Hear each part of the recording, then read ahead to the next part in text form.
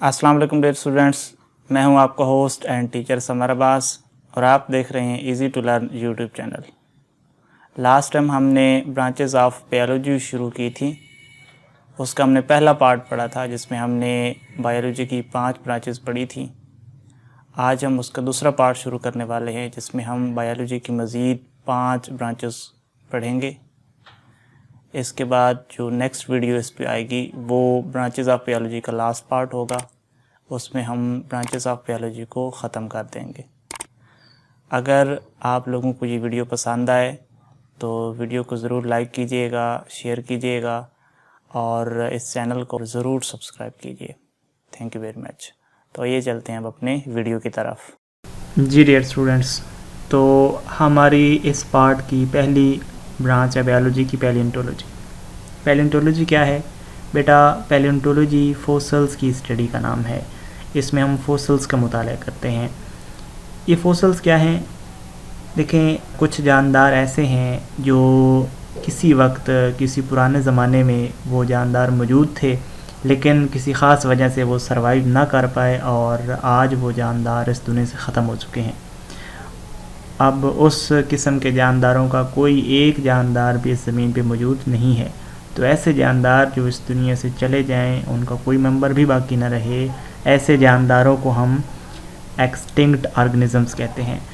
तो बेटा ये जो एक्सटिंक्ट ऑर्गेनिज़म्स होते हैं, इनकी जो बाकियात होती हैं, इनके जो जिस्म के कोई हिस्सा जैसे हड्डी वगैरह इस ज़मीन पे बच गई है या इनके कोई निशानात जो मुख्तलिफ़ चट्टानों पे महफूज हो जाते हैं, इनके निशानात और इनकी बाकियात को हम फॉसिल्स कहते हैं।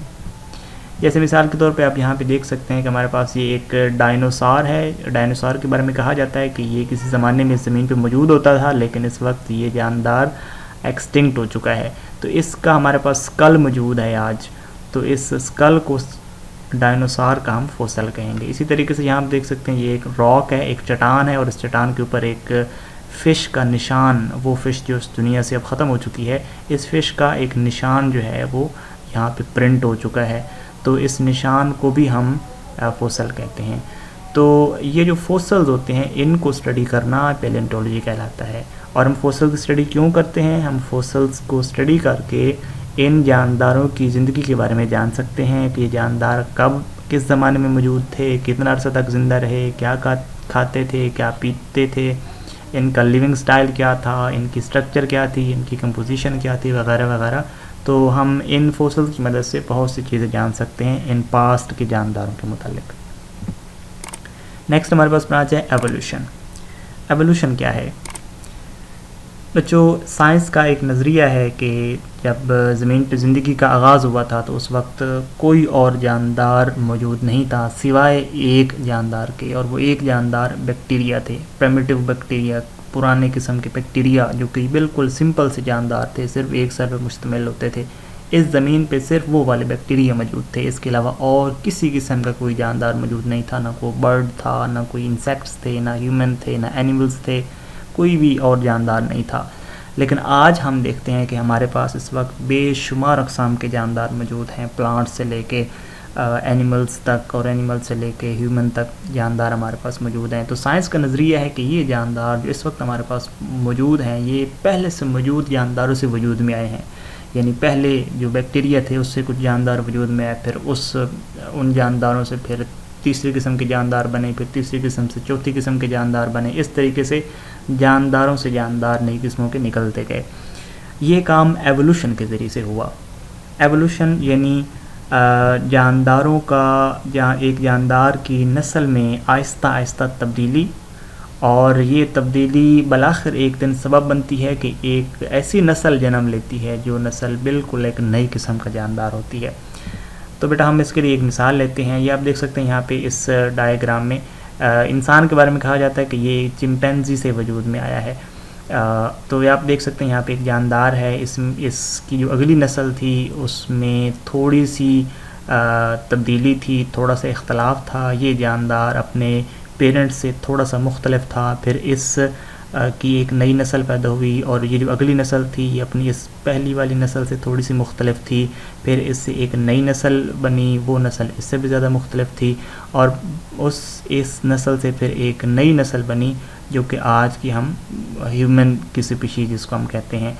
तो ये जो ह्यूमन है ये इस जानदार से वजूद में आया है, लेकिन कैसे वजूद में आया है, इसकी नस्लों में आहिस्ता आहिस्ता तब्दीली आई हैं, और कुछ नस्लों के बाद हमारे पास एक ऐसा जानदार आ गया जो बिल्कुल नया जानदार है।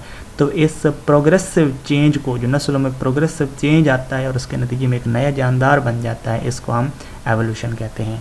यहाँ पे हम एक और मिसाल लेते हैं। फ़र्ज़ कर लें कि ये एक जानदार है, एक जानदार की पहली नस्ल है, तो इस पहली नस्ल से एक दूसरी नस्ल वजूद में आती है। ये जो दूसरी नस्ल होती है ये अपनी पहली नस्ल से थोड़ा सा मुख्तलिफ होती है। फिर इस दूसरी नस्ल से एक तीसरी नस्ल वजूद में आती है। ये जो तीसरी नस्ल होती है इसमें इख्तलाफ होता है इससे, और इस पहली से भी ज़्यादा इख्तलाफ होता है। फिर हमारे पास इस तीसरी से एक चौथी नस्ल वजूद में आती है, वो पहली नस्लों से मुख्तलिफ होती है, और फिर चौथी से फिर पाँचवीं नस्ल हमारे पास आती है। ये नस्ल पहली वालों से मुख्तलिफ होती है। पाँचवीं से फिर छठी नस्ल वजूद में आती है, और छठी से एक सातवीं नस्ल वजूद में आती है, और वो जो सातवीं नस्ल होती है वो बिल्कुल एक नए किस्म का जानदार होता है। ये जानदार अपनी पहली नस्ल यानी इस फर्स्ट जनरेशन से बिल्कुल मुख्तलिफ है, और ये एक बिल्कुल नए किस्म का जानदार है, एक नई स्पीशीज़ बन गई है। तो बेटा ये जो काम हुआ है कि एक नस्ल में आहिस्ता आहिस्ता तब्दीलियाँ आती रही हैं, यहाँ तक कि हमारे पास एक बिल्कुल नया जानदार बन गया है। इस प्रोसेस को हम कहते हैं एवोल्यूशन। ये जो जानदारों की स्पीशीज़ की कैरेक्टरिस्टिक्स में चेंज आता है, नस्लों में चेंज आता है, ऐसा नहीं है कि एक जानदार होता है तो उस अगला जो जानदार होता है वो बिल्कुल नया जानदार होता है, ऐसा नहीं होता, बल्कि उसमें कई नस्लें लगती हैं, उसमें कई नस्लें बीच में आती हैं, और उसमें थोड़ा थोड़ा इख्तलाफ होता है पिछली नस्लों से, और बिलाखिर जो आखिरी नस्ल होती है वो अपनी पहली नस्ल से बिल्कुल मुख्तलिफ होती है और एक बिल्कुल नया जानदार होता है। तो इस प्रोसेस को बेटा हम कहते हैं एवोल्यूशन। तो ये एवोल्यूशन वाली ब्रांच है, इसमें हम एवोल्यूशन से रिलेटेड चीज़ें पढ़ेंगे। उसके बाद नेक्स्ट हमारे पास है जेनेटिक्स। जेनेटिक्स क्या है, आपको पता होगा बेटा कि जो पेरेंट्स होते हैं उनकी कुछ खसूसियात ऐसी होती हैं जो फिर उनके बच्चों में भी मुंतकिल होती हैं। तो ऐसी खसूसियात, ऐसी ट्रेड्स, ऐसी कैरेक्टरिस्टिक्स जो पेरेंट्स से ऑफस्प्रिंग में, औलाद में मुंतकिल होती हैं, उनको बेटा हम कहते हैं विरासती खसूसियात। और विरासती खसूसियात का पेरेंट्स से ऑफस्प्रिंग में मुंतकिल होने के मुताले को हम जेनेटिक्स कहते हैं।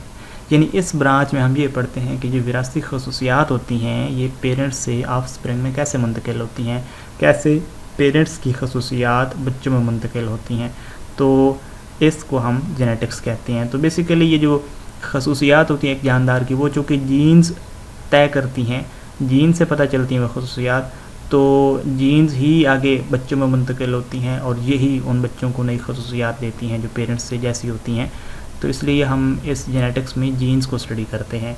तो आप यूँ कह सकते हैं कि जीन्स की स्टडी भी जेनेटिक्स है, या यूँ भी कह सकते हैं कि विरासती खसूसियात या हेरिडिटरी कैरेक्टर्स का पेरेंट्स से ऑफस्प्रिंग में मुंतकिल होना जेनेटिक्स कहलाता है। उसके बाद हमारे पास एक और ब्रांच है जू जियोग्राफी। बेटा आपको पता है कि जू का मतलब होता है एनिमल, और जियोग्राफी एक पूरा सब्जेक्ट है, एक पूरा इल्म है ज़मीन से रिलेटेड। तो इसमें हम क्या पढ़ते हैं जू जियोग्राफी में? हम बेटा जू जियोग्राफी में ज़मीन के जो मुख्तलिफ़ इलाके हैं, ज़मीन के जो मुख्तलिफ़ रीजन्स हैं, उन पे जानदारों के फैलाव का मुताला करते हैं। हम ये देखते हैं कि मिसाल के तौर पे एक अर्थ का कई रीजन्स हैं, जैसे मसलन अर्थ के ऊपर एक रीजन सहरा है, एक रीजन ओशन या सी हैं, एक रीजन जो है मैदानी इलाके हैं, ज़मीन के ऊपर जंगलात हैं, ज़मीन के ऊपर बर्फ़ानी इलाके हैं, ज़मीन के ऊपर पहाड़ी इलाके हैं। तो ये जो ज़मीन के मुख्तलिफ़ इलाके हैं, इन मुख्तलिफ़ इलाकों में कौन कौन से जानदार पाए जाते हैं और कितने कितनी तादाद में पाए जाते हैं।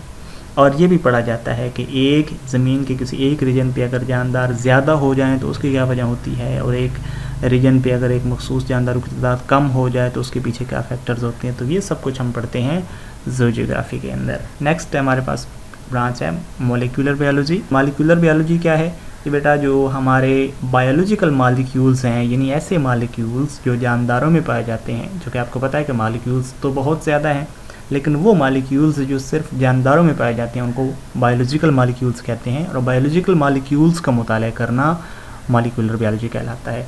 मॉलिक्यूलर बायोलॉजी में बायोलॉजिकल मॉलिक्यूल्स के बारे में क्या पढ़ा जाता है? बायोलॉजिकल मालिक्यूल्स की साख्त पढ़ी जाती है, इसकी कंपोजिशन भी पढ़ी जाएगी, इन बायोलॉजिकल मालिक्यूल्स के फंक्शन भी पढ़े जाएंगे और इन बायोलॉजिकल मालिक्यूल्स का आपस में रिएक्शंस या इंटरेक्शन भी पढ़ा जाता है। तो ये सब कुछ हम पढ़ते हैं मॉलिक्यूलर बायोलॉजी में। और मेरी बायोलॉजिकल मालिक्यूल से मुराद आप जानते हैं कि बायोलॉजिकल मालिक्यूल में कार्बोहाइड्रेट्स भी शामिल हैं, इन बायोलॉजिकल मालिक्यूल में लिपिड्स भी हैं, प्रोटीन्स भी हैं, न्यूक्लिक एसिड्स भी हैं। तो इन सब बायोलॉजिकल मालिक्यूल्स की स्ट्रक्चर, कंपोजिशन, फंक्शंस और इंटरेक्शन को स्टडी करना मॉलिक्यूलर बायोलॉजी कहलाता है। जी बच्चों, तो ये था हमारा आज का लेक्चर जिसमें हमने 5 ब्रांचेस को पढ़ा है।